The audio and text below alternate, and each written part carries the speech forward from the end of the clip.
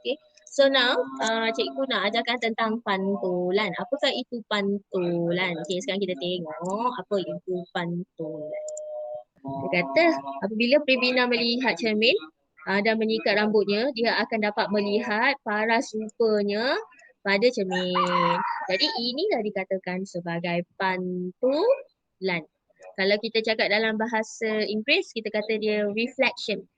Maksudnya macam kita tengok cermin kan, diri kita telah di-reflect pada cermin yang ada di depan kita. Tak. Dekat cermin ni ialah dia punya pantulan. Pantulan ialah transformasi yang berlaku apabila semua titik pada satah dibalikkan dalam satah yang sama pada satu garis. Okay. So, apa dia kata titik tu kan? Ni dia. Contohnya tangan dia. Tangan dia ni dipantulkan di sini. Okey, tangan dia yang sebelah sini pantul kat sini. So, semua titik-titik ni dipantulkan. Tak ada yang tak terpantul. Okey?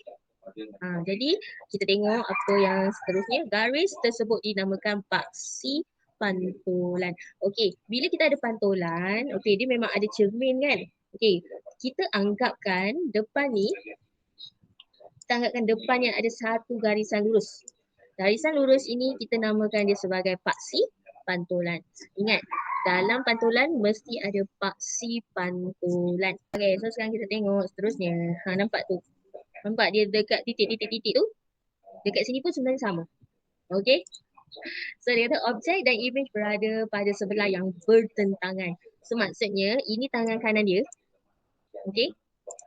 Tengok ini tangan kanan dia. Kat sini dia jadi macam tangan kiri. Betul tak? Dia macam terbalik. Okay. So dia kata lagi objek dan imej mempunyai jarak yang sama. Okay. Jarak serenjang tu maksudnya dia 90 darjah. Macam ni kan. Ini satu garisan. Dia pergi ke sini 90 darjah. Jadi kalau kita tengok mata dia. Mata dia kat sini. Dia mesti jarak dia jarak dia mesti sama dengan cermin ni. Dan dia mesti 90 darjah. Dia cakap lagi, di bawah satu pantulan, bentuk saiz adalah sama.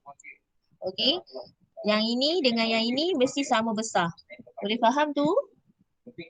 Cuma orientasinya songsang. Songsang maksudnya terbalik. Okey, songsang maksudnya terbalik. Okey. So, dalam pantulan juga, garisan tengah tadi yang kita katakan paksi pantulan tu, dia juga kita panggil sebagai simetri. Okay, simetri tu ataupun garisan simetri lah untuk garisan pantulan tu.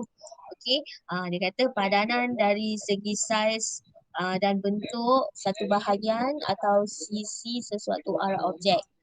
Jadi, dia kata padanan tu tengok ni. Ini mesti sama dengan sini. Sama besar, sama saiz. Jadi dia punya garis pantulan dekat tengah-tengah lah. Okay, boleh faham tu? So yang ini nampak Boleh. tak? Yang ini dengan yang ini sama besar. So dia sepadan. Lepas tu jaraknya pun mesti sama. Okey. Lepas tu garisan simetri ialah garisan yang membahagikan sesuatu bentuk kepada dua. Okey, sifat imej bagi pantulan. Okey, saiz dengan bentuk dia sama. Okey. Tapi orientasi berbeza. Maksudnya dia terbalik. Macam ni. Yang ini atas ni dia jadi dekat bawah. Okey, so garis pantulan untuk gambar ni kat mana? Yang tengah-tengah ini. So kita ada lagi, dia kata semua titik terdapat pantulan paksi tidak berubah kedudukannya semasa mengalami suatu transformasi. Okey ni. Mana satu adalah pantulan? A, B, C. Cuba bagi tahu cikgu, mana satu pantulan? A, okey, very good. Dengan B pantulan tak? B tak okey, C ialah pantulan. Kenapa cikgu kata pantulan? Tengok ni. Tengok garisan ni. Okey, ini adalah garis pantulan dia. Okey, yang ini terpantul ke sebelah sini. Okey, jadi keseluruhan bentuk ini dia terpantul ke sebelah bawah sini. Boleh faham tu? Yang ini bukan pantulan sebab ini garisan pantulan dia. Gambarnya orientasinya sama. dia pandang kanan, yang ini pun pandang kanan. Jadi orientasi yang sama bukan pantulan.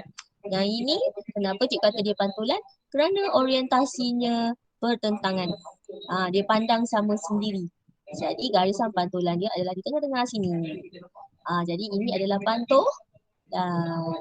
Seterusnya, okey yang ini dia suruh lengkapkan lukisan. Jadi apa yang kita nak buat, kita kena ikutlah macam ini garisan ni kan. Jadi dekat sebelah sini pun kita kena buat yang sama. Dia punya jarak tu kita kena tengok. Jarak dia jarak dia nampak. Kita kena tengok lah.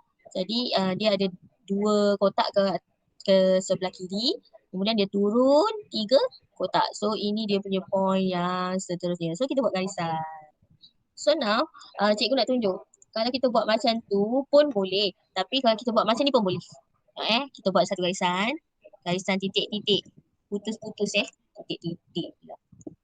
So 1, 2, 2 kotak kan. Pergi sini 2 kotak. Lepas tu dia pergi sini 1, 2 kotak kat sini juga. Jadi dia punya point yang pertama ni dekat sini juga. Point yang kedua ni akan ada kat sini. 2 prime. Okay. So yang 3 pula. Yang ini point ketiga Kita ada 1, 2, 3, 4 kotak. So pergi sini pun berapa kotak?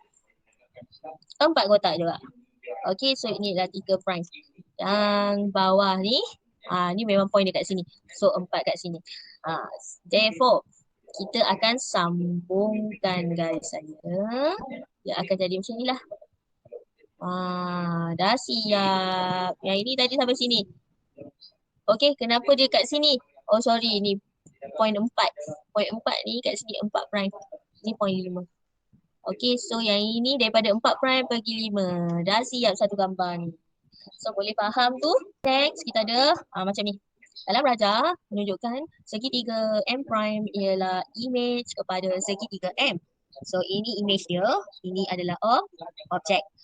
So dia kata kat situ huraikan pantulan. Bila dia nak huraikan pantulan, maksudnya dia nak ni lah. Dia nak objek M dipantulkan pada paksi X. Kenapa cikgu kata dipantulkan pada paksi X? Sebabnya kat sini. Nampak Dari sini ke sini, daripada objek ini atas ni objek. Tak nampak tulisan. Daripada atas ni objek, okey, ke garisan tengah ni. Garisan tengah ni kita kata dia sebagai apa? Garisan apa dia?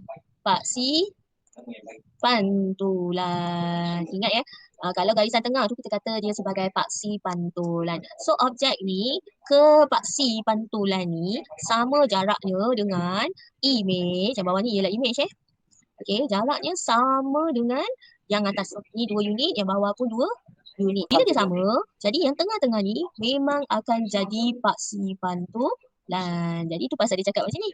Dipantulkan pada paksi X. Okey, boleh faham kalau kita tengok MB pula, dia kata objek M dipantulkan pada paksi Y. Sebab dia punya garisan tengah-tengah ialah paksi Y. Okey, kalau faham, kita pergi tengok seterusnya. Yang ini. Okey, dia punya soalan, dia bagi contoh kita tengok Dia kata, pilih mana-mana bucu bina garisan serenjang. Yang macam cikgu cakap tadi tu lah. Dotted line. Ingat dotted line. Katalah kita nak pilih C. Kita pilih 1, 2, 3, 4. Okey. Dia ada 4 kotak kan. Jadi kat sebelah sini pun mesti 4 kotak. 1, 2, 3, 4. So ini ialah C prime. Boleh faham? So B pula. B ialah 1 kotak jaraknya. Dan kita pergi sini pun 1 kotak. So ini ialah point B prime. So A prime. A prime jaraknya 4 kotak. So 1, 2, 3, 4. Ini adalah untuk A prime. Maka kita akan gariskan semua titik yang kita dah buat tadi. So dia akan jadi macam ni lah. B pergi B prime is. Sekejap. So A prime pergi B prime. Lepas tu kita buat lagi. Ke sini.